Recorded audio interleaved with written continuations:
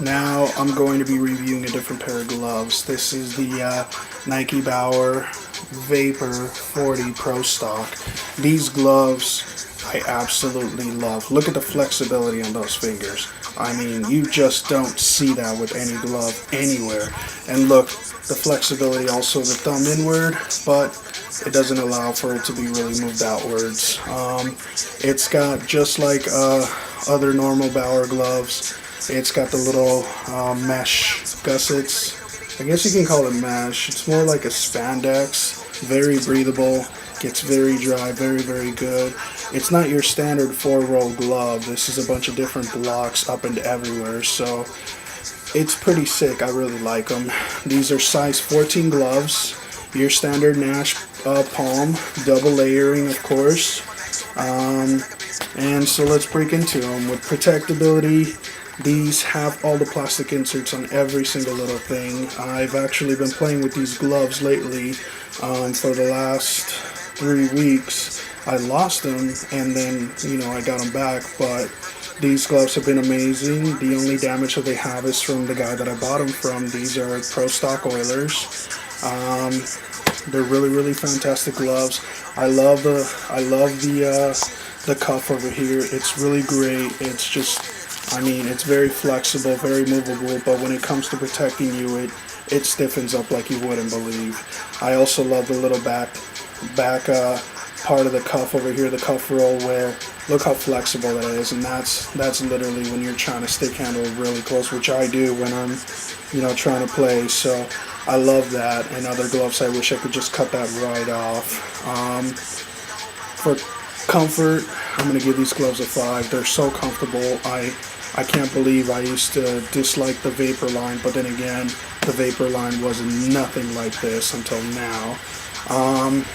For Protectability, these I'm going to give 5, and if it was on a scale of 5, I'd give it a 10, because I've already taken a couple of slashes, and these are really, really nice, really protective, really fantastic. It's got your normal dry fit on the inside. These gloves are ridiculous.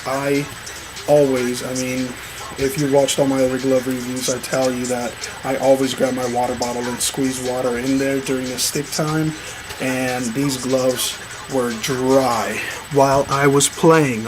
Listen here, while I was playing, these gloves dried within 30 minutes, not even 30 minutes, 20 at the most.